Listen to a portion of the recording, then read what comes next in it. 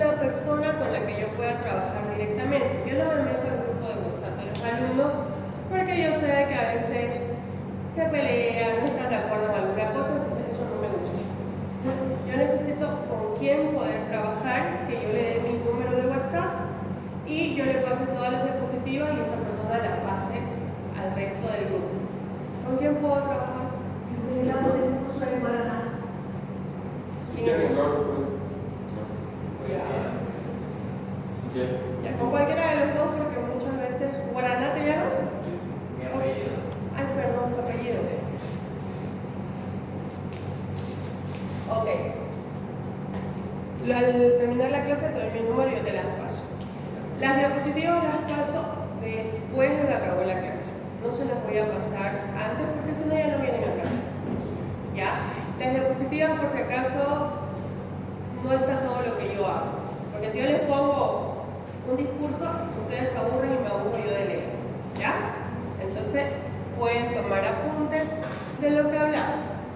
Antes de ingresar a hablar de lo que es aborto, vamos a hacer un recuerdo de lo que viene a ser el primer trimestre del embarazo, en el cual comienza todo con la fecundación. ¿Cómo te llamas? Barreto. ¿Qué es fecundación? Sí, dime la definición de fecundación. ¿O qué entiendes por fecundación? Es la unión de estos dos óvulos. ¿Con quién? Guaraná, ¿qué es fecundación? Sería el proceso de la cual sea la unión entre un óvulo y un espermatozoide ¿Dónde se produce esta unión? en la En la región angular. Perfecto. Entonces, fecundación viene a ser la fusión de dos células haploides para convertirse en una célula diploide y se va a producir en la región angular de la trompa de Fallope. Se define clínicamente desde el primer día del último periodo menstrual. No nos hemos embarazado ese día, pero es una guía para saber la edad gestacional aproximadamente de la paciente. Una vez se produce la fecundación, dice que la concepción se produce aproximadamente 2 semanas más tarde de lo que viene a ser la fecha de la última regla. Y la implantación se produce a los 23 días después del inicio de la menstruación. ¿Dónde se produce la implantación? ¿Cómo te llamas? Rafael. ¿Dónde se produce la implantación? Se ha fusionado el óvulo con el espermatozoide en la región angular. Luego todo se va migrando y ¿dónde se implanta? Obviamente que migra y cuando va migrando se va segmentando, se hace 4, 8, 16, 32, módula, blastocito. ¿Dónde se implanta? Exactamente, se implanta en lo que viene a ser la cavidad endometrial. Muy bien. La edad gestacional en el primer trimestre la vamos a calcular por la longitud cefalocaudal, que vendría a ser desde la cabecita hasta la colita de lo que es el embrión. Somos embrión hasta las 8 semanas de embarazo y luego nos convertimos en feto. Existen signos ecográficos de lo que es un embarazo temprano. Por ejemplo, a las 3 a 4 semanas va a haber un engrosamiento de lo que es el endometrio. ¿Alguien tiene un marcador? Disculpen. No dejé mi auto.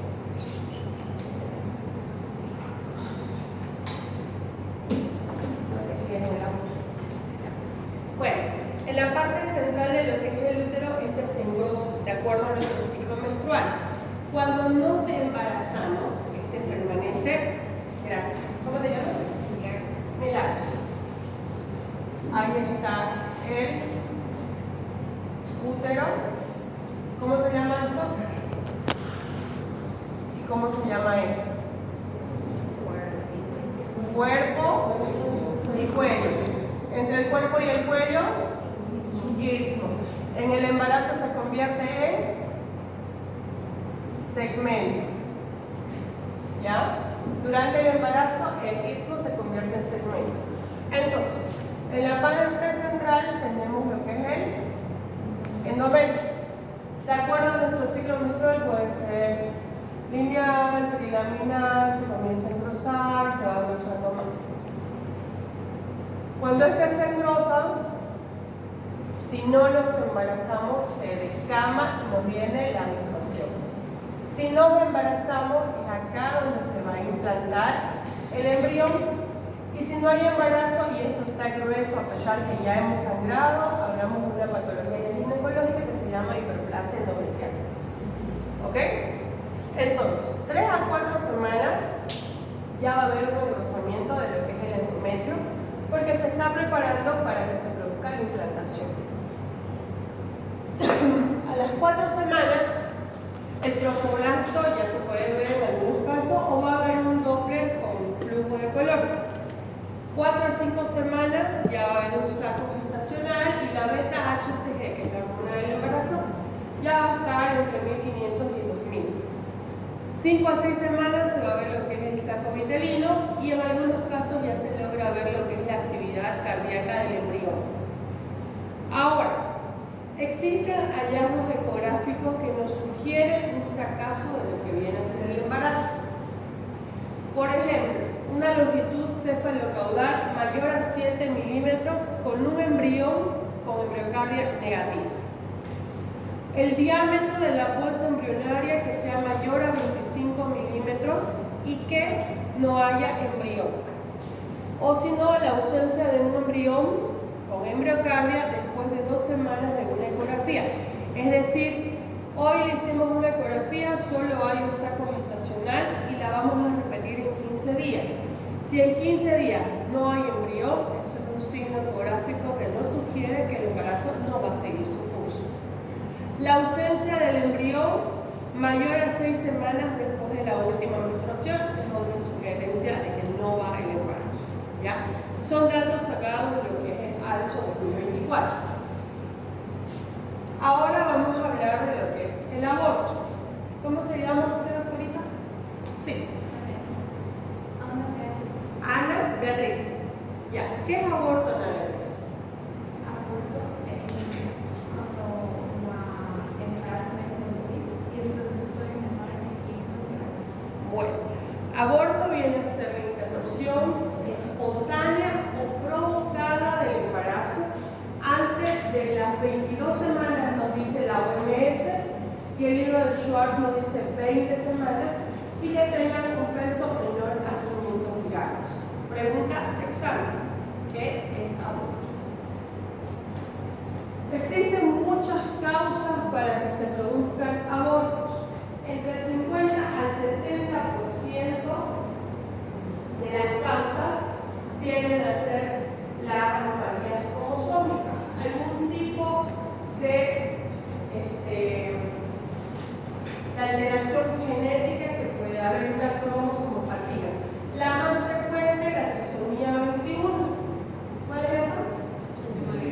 El síndrome de Down. También pueden haber también pueden haber otro tipo de cromosomopatías, pero esa es la más frecuente. Pueden haber la de Edwards, pero la trisomía 21 debería ser la más frecuente. Causas, tenemos causas maternas que pueden ser endócrinas o pueden ser infecciosas. Cuando hablamos de endócrinas, hablamos de la diabetes, de una diabetes mellitus descompensada, en este caso pregestacional, porque también existe la diabetes gestacional, pero esa se presenta después de las 20 semanas. Puede ser el hipo o el hipertiroidismo, puede ser la insuficiencia lútea, es decir, cuando no hay una buena producción de lo que es la progesterona. En infecciosas tenemos la infección del tracto urinario. Tenemos las infecciones del tracto urinario, el TORCH, que vienen a ser toxoplasmosis, rubiola, citomegalovirus, herpes. De causas inmunológicas tenemos el síndrome linfofolipídico, la incompatibilidad a VO, también la incompatibilidad LH puede ser una causa cuando el aborto es negativo y el producto viene positivo. Puede producirse lo que viene a ser hidroxfetal. Algunos llegan a término, otros se salen antes.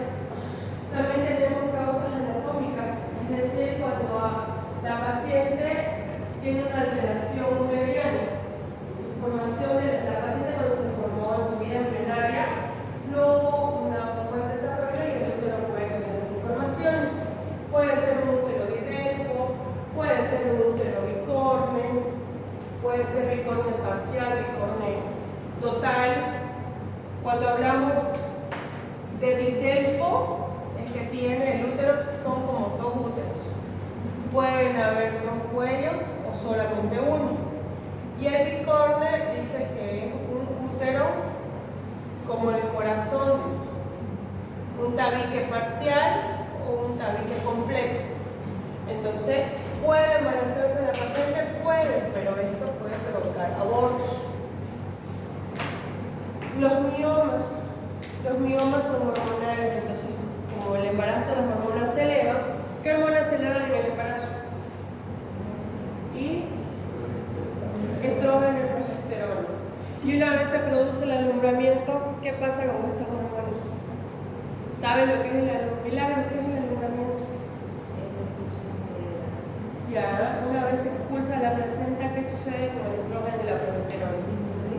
¿Y qué eleva?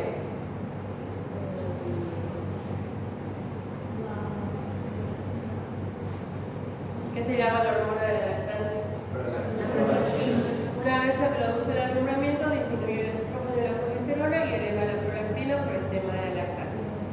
Ok, entonces al haber una mayor producción de hormonas, los biomas también pueden crecer y pueden provocar que se desprenda la placenta, pueden provocar abortos. También tenemos las sinequias uterinas, sobre todo cuando la paciente tiene antecedentes de legrados anteriores y que se ha alegrado demasiado, se produce lo que es el síndrome de Asherman, que son sinequias, ya son como una tela de araña que hay adentro. Entonces eso puede provocar lo que es el aborto. También tenemos la incompetencia cervical, es un cuello que no tiene la capacidad de permanecer cerrado. Él dilata de forma indolora. La paciente cuando aborda ya está dilatada o ya solo está sintiendo que las membranas están saliendo, están protruyendo por canal vaginal. ¿Cuánto mide el cervix?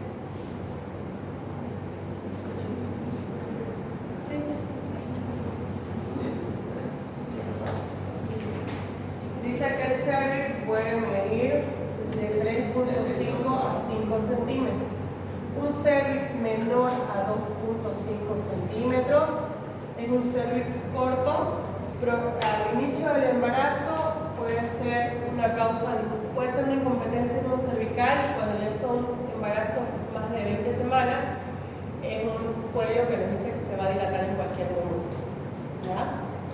Cuando hablamos de causas tóxicas, el consumo de alcohol, el consumo de tabaco, de algún tipo de droga, la exposición a la radiación, también el uso de medicamentos teratogénicos pueden ser como causas del tóxico. Cuando hablamos de traumatismos, hablamos de caídas de su propia altura, agresión física, accidentes de tránsito, son causas de aborto.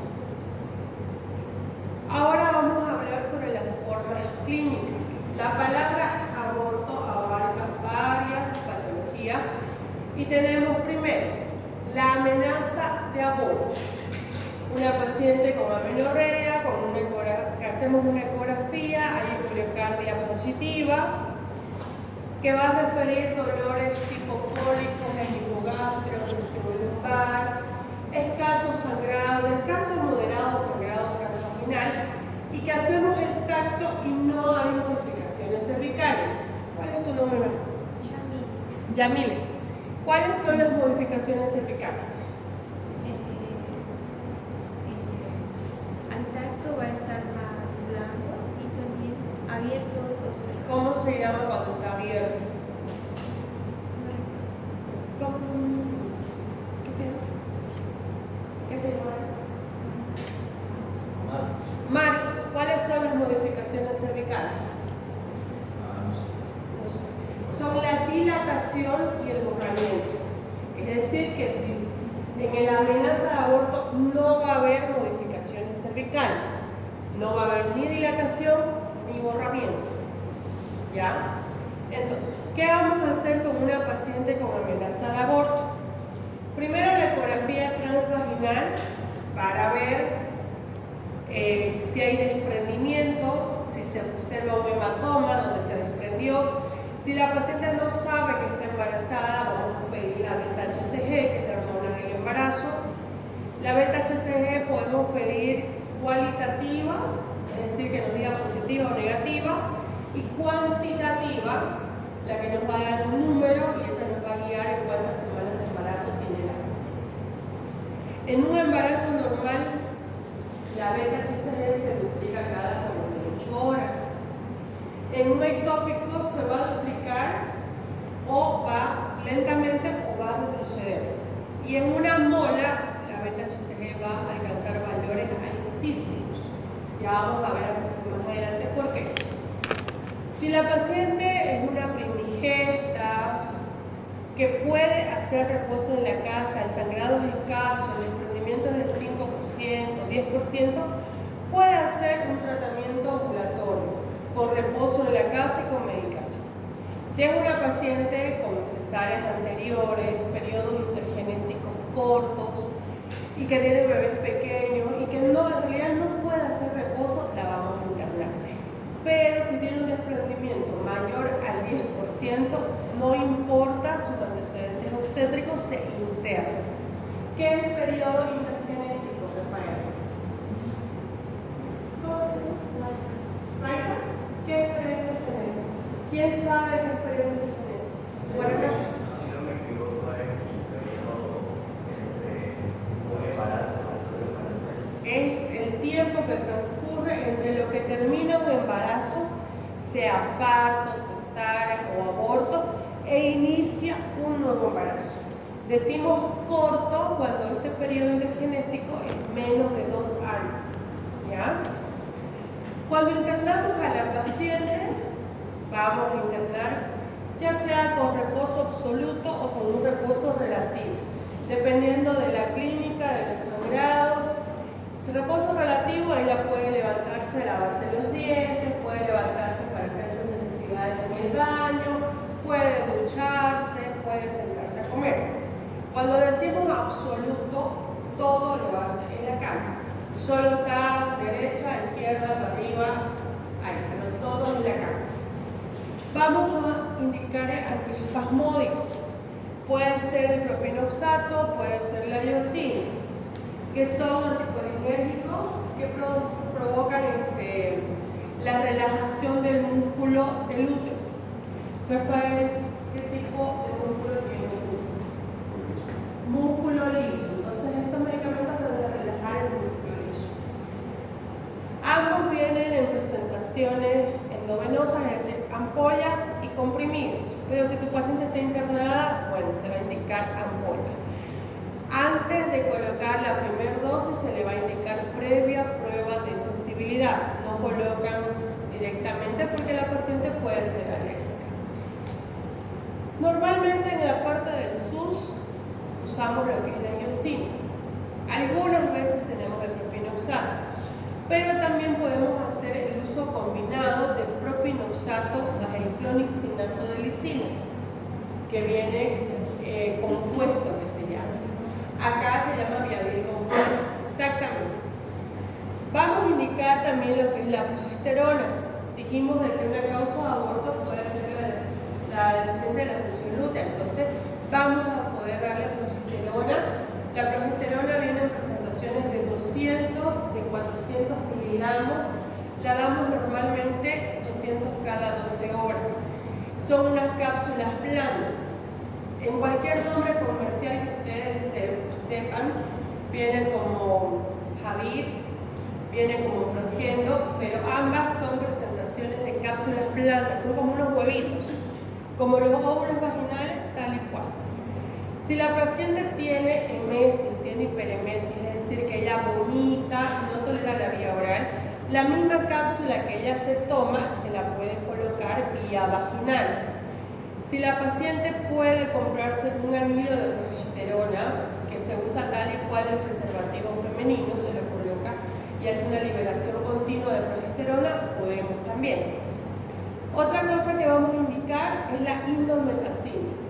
La indometacina viene a ser un AINES o un inflamatorio esteroideo que inhibe la síntesis de prostaglandinas, y son las prostaglandinas las que provocan contracción. Entonces lo que va a hacer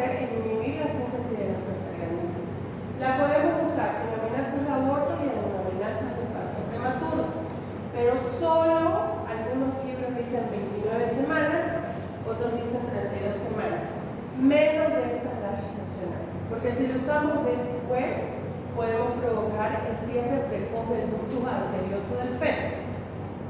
¿Está bien? Solo máximo hasta las 32 semanas podríamos usar. Y vamos a pedir laboratorios, vamos a pedir hemogramas. Si la paciente no tiene ni grupo ni serología, vamos a pedir grupo sanguíneo, serología. En la serología vamos a pedir, ¿cómo te llamas? Amanda, ¿qué pides en un control prenatal? ¿Qué laboratorio se pide en un control prenatal? Yo soy tu paciente y estoy yendo a mi primer consulta y estoy embarazada. Hemograma.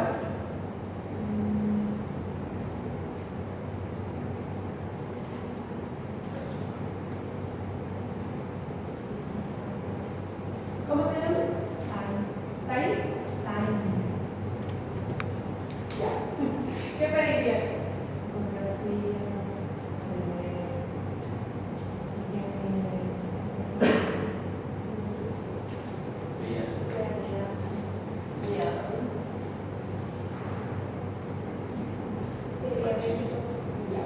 En un control prenatal normal se le va a pedir hemograma, grupo de sangre, se le va a pedir glicemia en ayunas, examen de orina, cultivo de orina, las serologías que serían VIH, VDRL, hepatitis B, toxoplasmosis, Chagas, rubeola, sífilis sería el VDRL, ¿ya? O RPR también le dicen.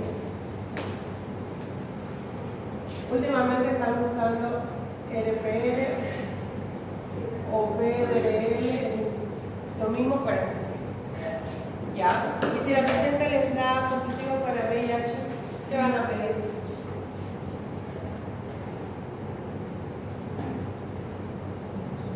Una carga viral y el CD4. Okay. ¿Para qué es la carga viral? Para ver qué medicamentos vamos a usar. ¿Cuál es el medicamento que se usa para el VIH? Lo conocemos como TEL. Ya lo vamos a ver más adelante. Ustedes lo tienen que ir sabiendo. Porque ya han visto, ¿verdad? ¿Me infectó? Bueno, entonces vamos a ver todos los laboratorios. Si la paciente tiene laboratorios recientes de serología, no necesitamos repetir.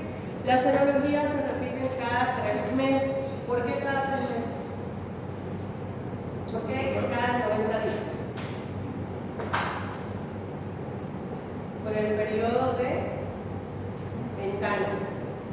Ya, por ejemplo, si nosotros sufrimos un accidente laboral, nos hacen hoy una prueba y en 90 días nos la repiten porque es el periodo de ventana en el cual puede aparecer, puede presentarse positivo. ¿Está claro hasta acá? Si ustedes tienen alguna pregunta, si ustedes no me entienden, me levantan la mano y lo repetimos hasta que lo entiendan. ¿Okay?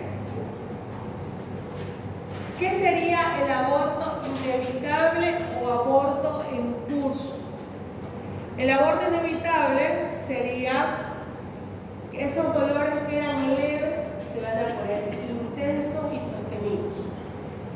La hemorragia que era leve o moderada va a ser abundante y va a tener coágulos. Y va a haber modificaciones cervicales. Vamos a hacer tacto y el cuello va a estar dilatado. Algunas veces se rompen hasta las membranas. La paciente refiere que botó líquido.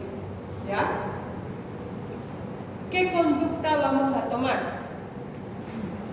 Podemos hacer la ecografía para ver la edad gestacional, para ver si hay latido. ¿Ya? Vamos a internar a la paciente. Vamos a pedirle laboratorios, sobre todo como es un aborto inevitable y este feto, este embrión va a salirse. Después de que se salga, vamos a hacer una limpieza. Entonces, vamos a pedirle lo básico para quirófano: hemograma, coagulograma, grupo de sangre, VIH y VDRL. Eso es lo básico que necesitamos para entrar a quirófano. Toda paciente que no tiene una prueba de VIH se la considera positiva hasta demostrar lo contrario. ¿Qué quiere decir eso? Que entramos con la precaución cuando en un código rojo, por ejemplo, la paciente llega sangrando, no da para esperar los laboratorios las 2 o 3 horas que demoran. Nos metemos al quirófano con la emergencia y nosotros tenemos la precaución porque la manejamos como si fuera VIH. Aplica para cirugía, para gineco, para todo, hasta que no tengamos el resultado. Nosotros igual nos consideramos positivos hasta no tener una espalda de que no es así. ¿Ya? Antibióticos. Se va a hacer una profilaxis antibiótica. Normalmente hacemos con cefazolina, 2 gramos previa prueba de sensibilidad. ¿Qué es la cefazolina, Yamila? ¿De qué familia es la cefazolina? ¿Cómo se llama usted? Adriana. Es una cefalosporina. Cefalosporina. Sí. Una vez se produce la expulsión del producto, vamos a hacer una evacuación del útero. Puede ser por un legrado o puede ser por una AMEU. Menor a 12 semanas hacemos el AMEU y mayor a 12 semanas hacemos el legrado. Si la paciente es RH negativo, vamos a indicarle 50 microgramos de la inmunoglobulina anti-D como profilaxis para su siguiente embarazo. Tenemos el aborto diferido, que también es llamado aborto retenido o huevo muerto retenido. Es una paciente que está embarazada, que hay un feto o un embrión, pero que no tiene latido. Muchas veces es un hallazgo ecográfico, paciente que va a su control y no hay latido en el embrión, porque el cuello está cerrado y algunas veces sangra en borras de café.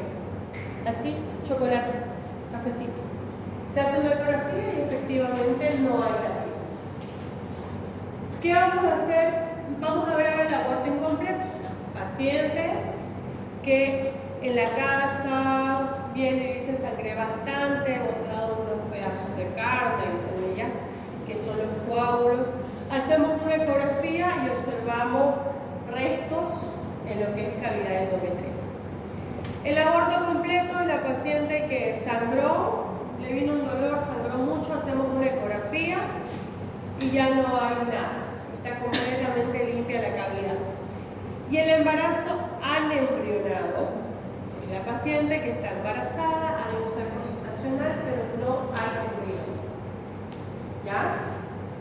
Para lo que vendría a ser aborto diferido, aborto incompleto y embarazo anembrionado, obviamente también el aborto completo, hacemos una ecografía para confirmar que no haya latido, para confirmar en el incompleto que hay restos. Se interna, se hace laboratorio, se hace antibióticos.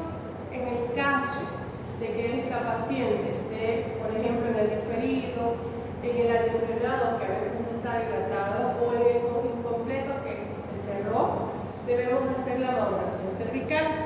La maduración cervical la hacemos con el misoprostol. ¿Ya? ¿Cómo vamos a hacer? El misoprostol viene en tabletas de 200 microgramos. Vamos, si es una paciente sin antecedentes de embarazos anteriores o con puros partos por vía vaginal, podemos colocar hasta 800 microgramos vía vaginal o vía sublingual. Algunos le ponen 400 sublingual, 400 vaginal. Si es una paciente que tiene una cesárea hace un año atrás o tiene 2 cesáreas o más, vamos a ir con dosis bajas en sublingual. ¿Por qué? Porque lo que va a hacer el misoprostol es madurar el cervix, va a provocar contracciones y se puede, cuando es una cesárea reciente, cuando son 2 o más cesáreas, se puede provocar una ruptura del útero, del segmento, ¿ya? Donde estaba la cicatriz de la cesárea anterior. El misoprostol en dosis elevadas puede provocar diarrea. Cuando sobrepasamos los 1000 microgramos puede provocar diarrea. Efectos adversos de la dosis de misoprostol se le explica a la paciente. Puede haber dolores de tipo cólicos, dolores intensos, escalofrío, alzas térmicas. Entonces, cuando ustedes les llegan a una paciente que dice que está sangrando, que tiene mucho dolor, que está con fiebre y encima tiene diarrea y que no sabe que está embarazada, les puedo asegurar que es un aborto provocado. Que se coloca vía vaginal vía sublingual y sobrepasan la dosis y les viene la diarrea. Deposiciones líquidas y dolores intensos, escalofríos y fiebre. ¿Ya? Pero en una paciente que nosotros estamos manejando en el hospital, que estamos haciendo maduración cervical, puede presentar su pico febril, su escalofrío, su dolor y su sangrado. Las deposiciones rara vez porque no estamos sobrepasando la dosis. Bueno, una vez se produce la maduración cervical, ya está dilatado, podemos hacer el legrado o el ameo. Lo mismo, paciente RH negativo, le indicamos su inmunoglobulina anti-D, 50 microgramos. Dime. Tengo una pregunta. Dijo que la diferencia entre ameo Y el legrado es la edad gestacional. ¿De cuántas semanas? Menores de 12 semanas, el ameo. El ameo es con una jeringa que tiene un émbolo y tiene las... El nombre.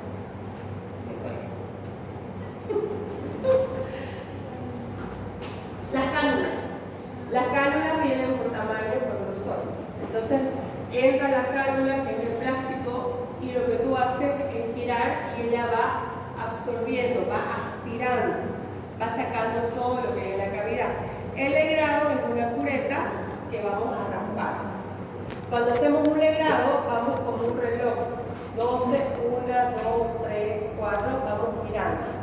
¿Ya? Normalmente hacemos el ameo y de ahí le damos una pasadita con una negra pequeña y forma suave.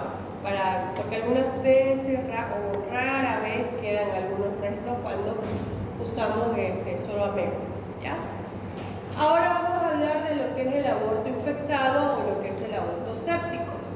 Es una infección del útero posterior a un aborto, sea uno provocado o sea uno espontáneo. Pacientes que no sabían que estaban embarazadas, sangraron y lo dejaron pasar y se infectan. O pacientes que se provocaron un aborto y que no fue resuelto, porque muchas veces la paciente se toma, se coloca el misoprostol, le viene el cólico, sangra y dispara, ella cree que ya lo expulsó todo y no, ha quedado recto.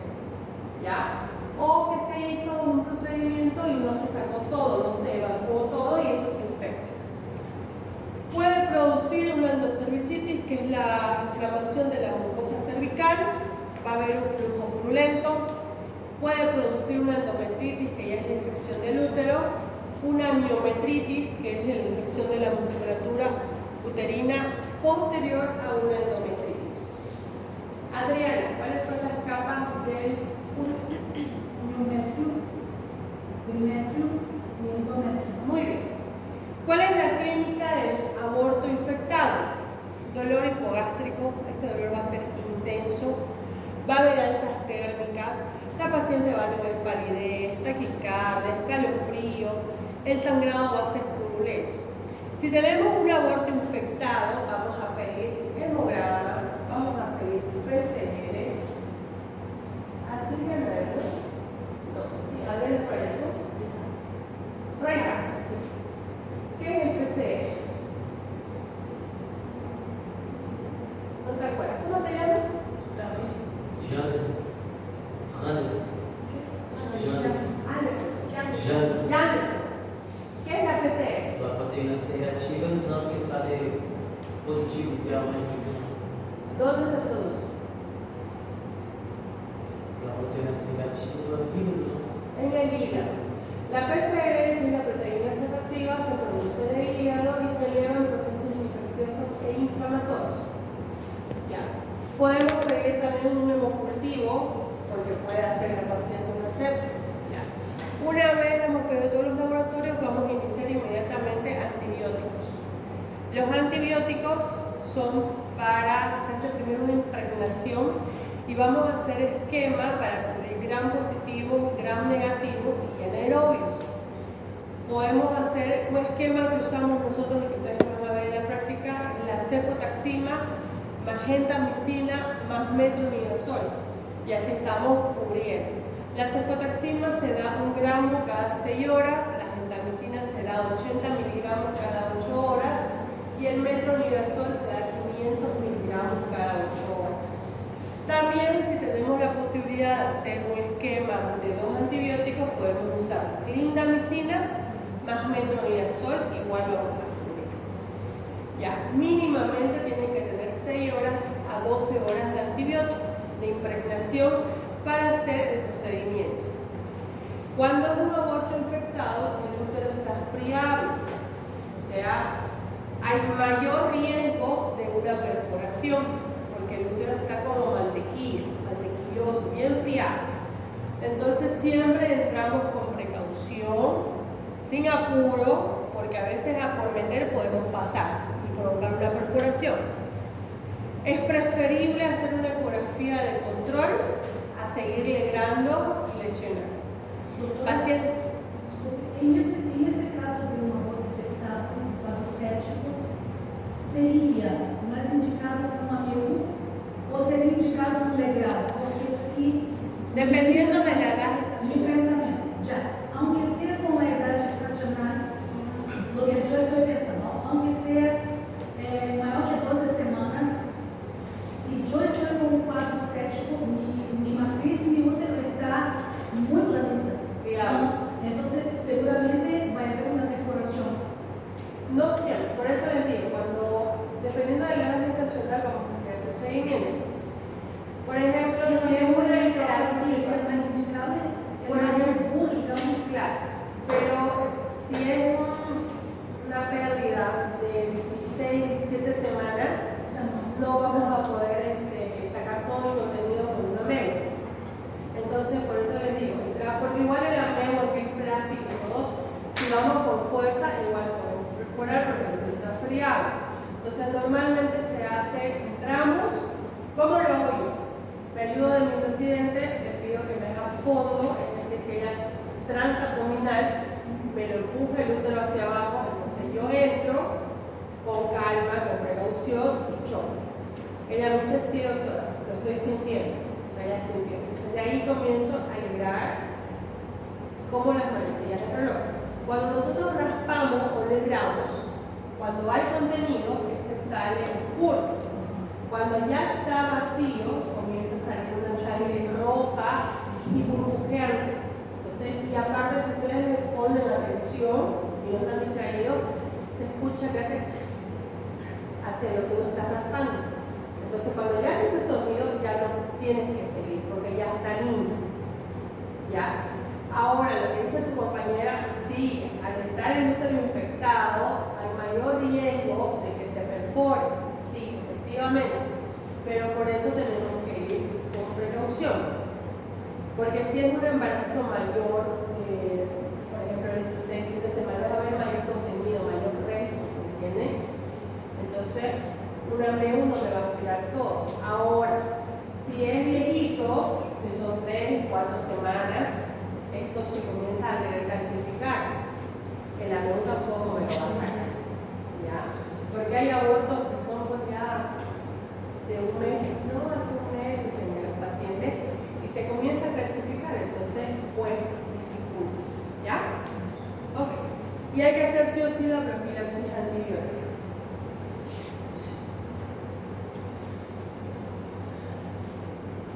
¿Cuáles son el aborto completo?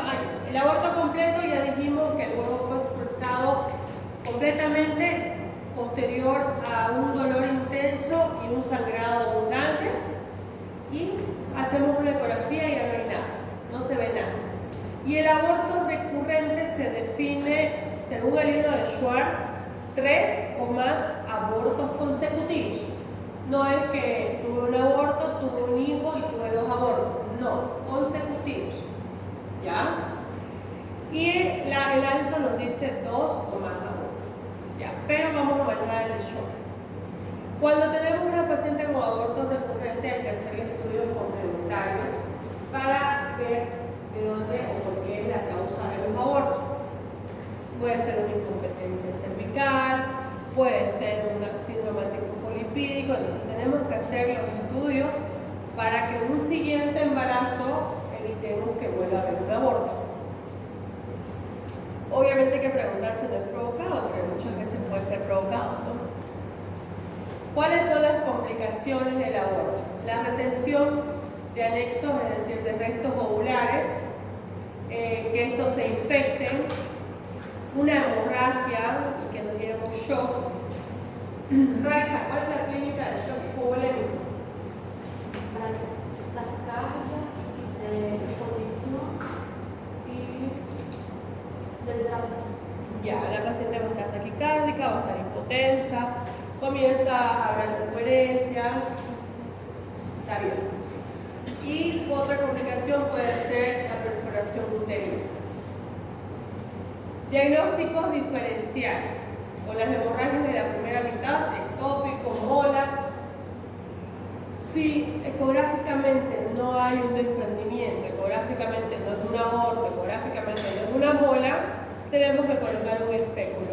Hacemos una especuloscopía para observar el cervix y ver que no sean pólipos, que no sea varices, que no sea un ectropio, una cervicitis sangrante o hasta en el caso más grave una neoplasia que también sangra. ¿Ya? El síndrome icterozoémico de Mondor viene a ser una sepsis grave con ictericia hemolítica post-aborto. Algunos autores dicen que rara vez se la puede ver postparto, pero se la relaciona más con un aborto que no ha sido resuelto de la manera correcta. Probablemente el material no estaba esterilizado de forma adecuada, porque se produce por el Clostridium perfringens, que es una bacteria que provoca esporas y que rápidamente ataca a la parte renal. Va a haber una infección uterina severa, va a tener un compromiso hepático y renal, y va a haber fiebre, escalofrío, polimnia, taquicardia, oliguria. La paciente va a presentar, ustedes la van a ver, pálida por la anemia hemolítica que va a haber, ictérica porque va a haber hemólisis y cianótica porque va a haber hipoxia tisular. ¿Qué es hipoxia, Milagros? La falta de oxígeno. ¿Qué es hemólisis, Marcos? Hemólisis. Destrucción de glóbulos. Muy bien. ¿Cuál es el tratamiento del mundo? El tratamiento inicial es antibiótico terapia. Si no hay respuesta ante la antibioticoterapia, se va a pedir obviamente hemograma PCR, se va a pedir hemocultivo, ¿ya? Si no hay una respuesta ante los antibióticos, la conducta definitiva sería una histerectomía, es decir, sacar el útero porque es el foco de la sepsis. Ese es el lugar de la sepsis. Entonces vamos a sacar. Esa sería la conducta definitiva. ¿Tienen preguntas de aborto? ¿Les ha quedado claro? Bueno. ¿Se acuerdan que habíamos hablado de fecundación? ¿Por qué teníamos que saber el concepto de fecundación? Porque aquí viene el embarazo ectópico. ¿Ya? El embarazo ectópico es un embarazo que no se implanta en la cavidad endometrial. Puede implantarse en ovario, en región auricular. La región auricular es la más frecuente porque ahí se produce la fecundación y algunas veces se queda ahí. Puede colocarse o implantarse en cicatriz anterior, o sea, es decir, en la cicatriz de un embarazo anterior. Rara vez, creo que han dado 2 casos recientemente de abdominal, que puede ir a abdomen también, o puede implantarse en cualquier segmento o cualquier parte de lo que es la trompa de falopio. ¿Cuáles son los factores de riesgo? Paciente con embarazo ectópico previo es un factor de riesgo. Nosotros tuvimos una paciente que a los 16 años tuvo un ectópico, a los 20 tuvo un hijito, a los 22 se volvió a embarazar y controló. La chica de 22 años quedó sin ovario. Uno lo perdió a los 16 y el otro lo perdió a los 22. Es un factor de riesgo lo que es un ectópico previo. Cirugías tubáricas previas, ligadura tubárica, es por eso que ahora, porque se vio que antes había una mayor incidencia, porque antes solo se ligaba, solo se amarraba la trompa. Ahora se amarra, se corta y se quema la trompa. Las pacientes que son portadoras del dispositivo intrauterino Y las pacientes que tienen antecedentes de enfermedad pélvica inflamatoria es otro factor de riesgo. ¿Qué diagnósticos vamos a hacer? ¿O cómo vamos a hacer el diagnóstico, mejor dicho? Primero, una prueba de embarazo. La prueba de embarazo es positiva y una ecografía para ver dónde está el embarazo. Si no tenemos esto, muchas veces nos llega a nuestro primer nivel, 2 de la mañana, y no tenemos ecografía, no tenemos laboratorio, ahí manda la clínica. Porque el ectópico se clasifica clínicamente en roto o complicado y no roto o no complicado. El no roto, el no complicado es un hallazgo ocasional. Va a tu consulta, tú haces el examen físico, puedes palpar la masa o por ecografía y la paciente está asintomática. Pero el roto, ese te va a dar clínica. Si tu paciente llega a tu emergencia y tiene dolor intenso, tiene dolor, le haces tacto y hay dolor a la movilización del cuello, la paciente refiere que tiene amenorrea, la paciente la revisas y hay un caso sangrado, tú vas a sospechar. Si tú sospechas de un ectópico roto y la mandas a esa hora a buscar estudios complementarios, la paciente se nos puede choquear, porque el ectópico da clínica cuando se rompió. Y cuando se rompió es como cuando ustedes dejan el grifo abierto, pierde agua, ¿cierto? Entonces en este caso sangra y sigue sangrando la paciente y la paciente se te puede choquear.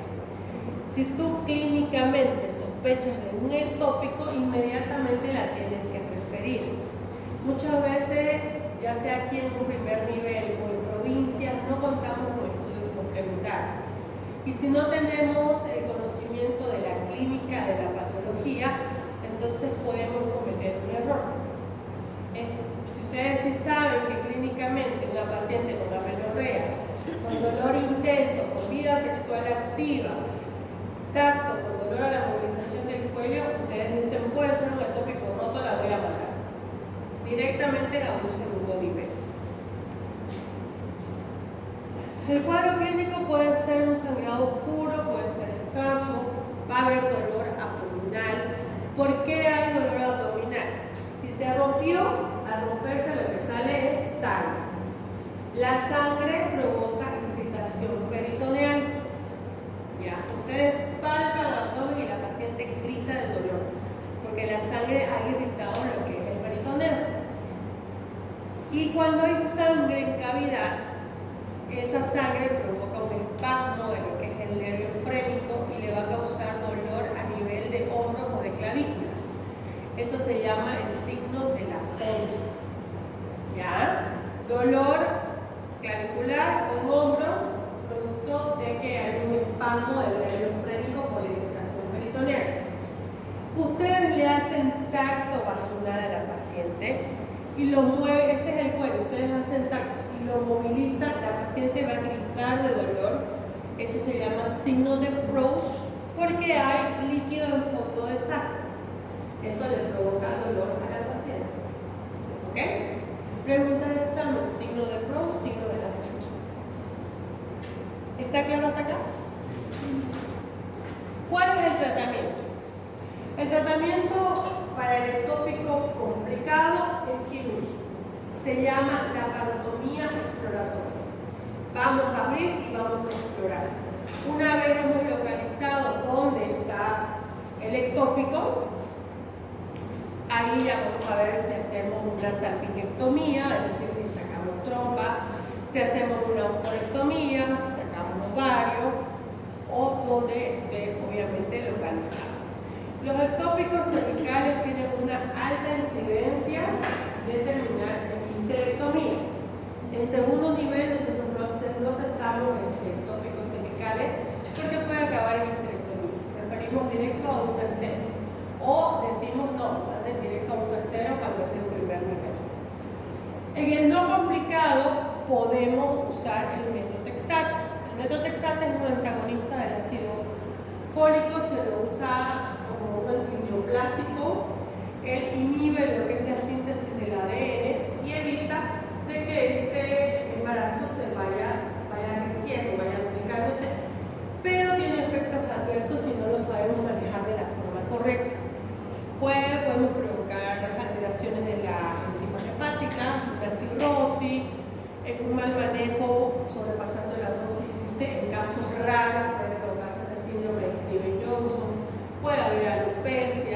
y puede ser que no dé resultados, que terminemos en una cirugía.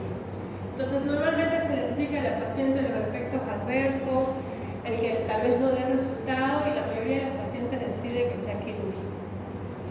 Es decir, que vamos a operar antes de que se rompa. De esa forma podemos salvar trompa o ovario obviamente localizado. ¿Está claro? En caso que la paciente acepte o quiera hacer el tratamiento medicamentoso, debe ser una edad gestacional menor a 6 semanas, que el saco gestacional mida menos de 3.5 centímetros, que el embrión no tenga actividad cardíaca y que la beta-HCG esté entre 5.000 y 10.000. Son los requisitos para usar el método Texana. Diagnósticos diferenciales. Vamos a hacer un diagnóstico diferencial con aborto.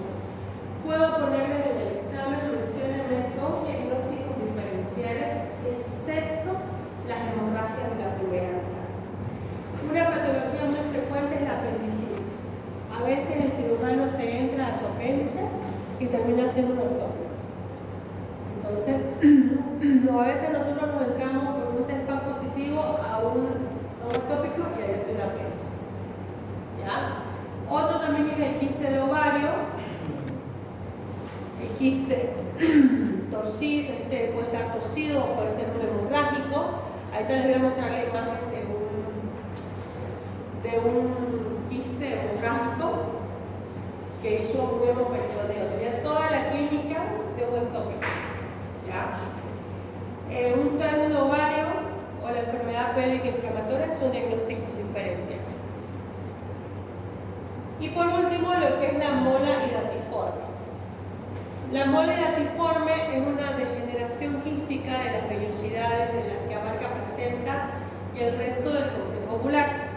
Esta mola puede ser completa o puede ser incompleta. La completa es precursora de coriocarcinoma. ¿Ya? Es una paciente que debe seguir su tratamiento o su seguimiento debe ser en oncología. La mola incompleta vamos a encontrar por sus defectos.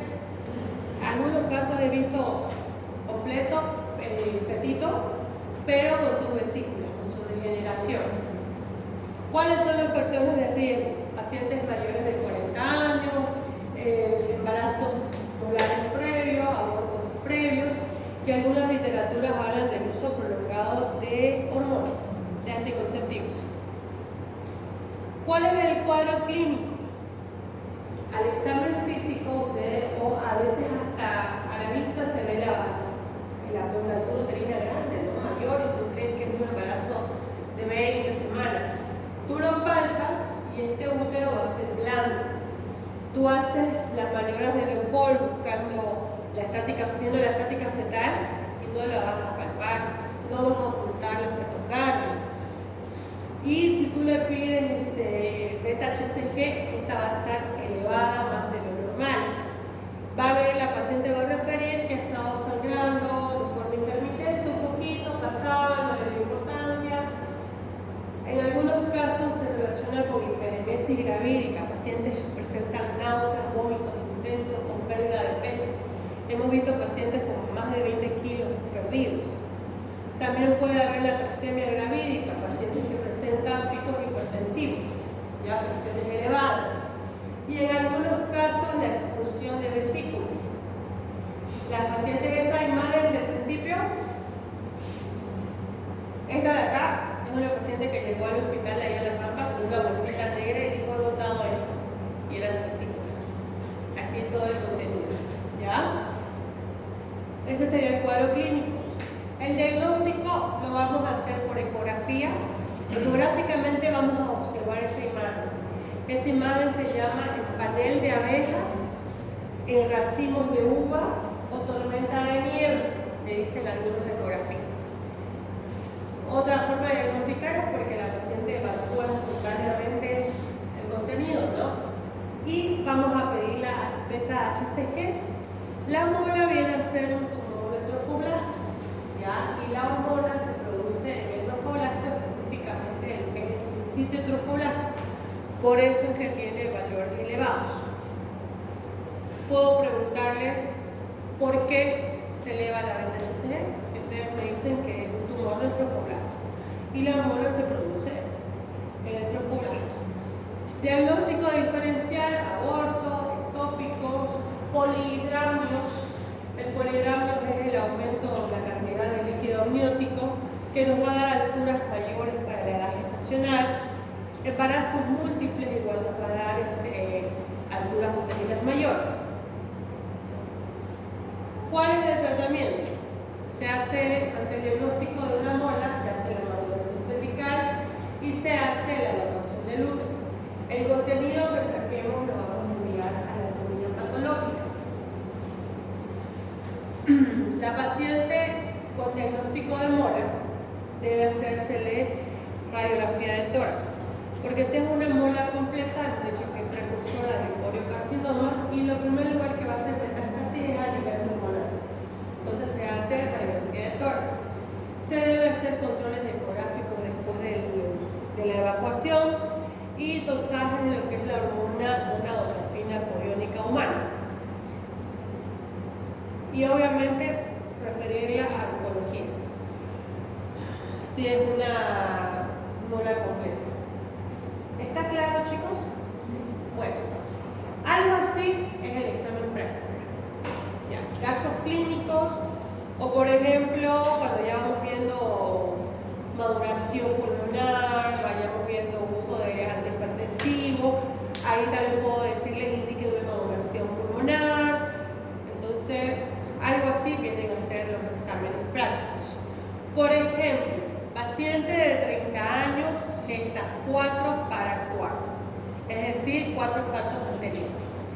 Su último parto fue hace 10 meses, se refiere a menorrea desde hace 8 semanas, es portadora del DIU, es decir, de la T de cobre, acude a la emergencia por escaso sangrado transvaginal, dolor abdominal intenso y dolor de óvulos.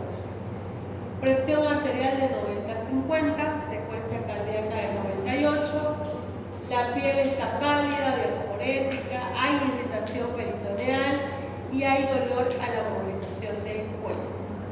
Yamiles, diagnóstico.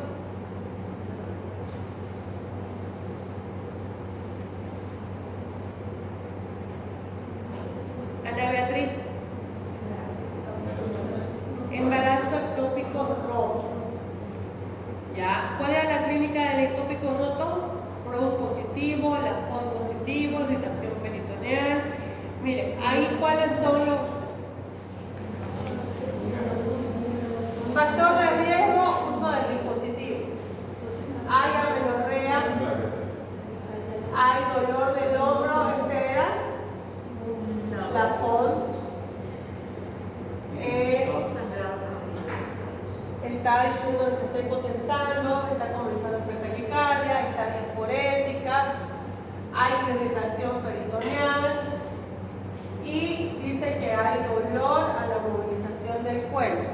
Eso sería PROS. Entonces, ¿cuál es la impresión diagnóstica? Un ectópico roto. Si ustedes no ponen roto, no está bien. ¿Ok? Ahí completa su respuesta. ¿Ya empezó? Sí. Ya.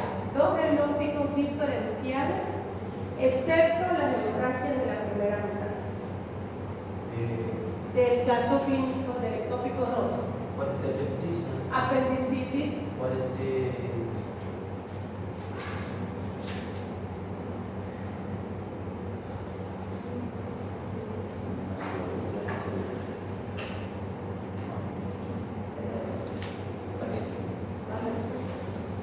Otro diagnóstico diferencial. Aparte de, excepto las hemorragias de la primera mitad. Apendicitis. Una patología frecuente de ovario. Un quiste torcido, un quiste hemorrágico. ¿Cuál será el tratamiento milagroso? ¿Qué se llama la cirugía?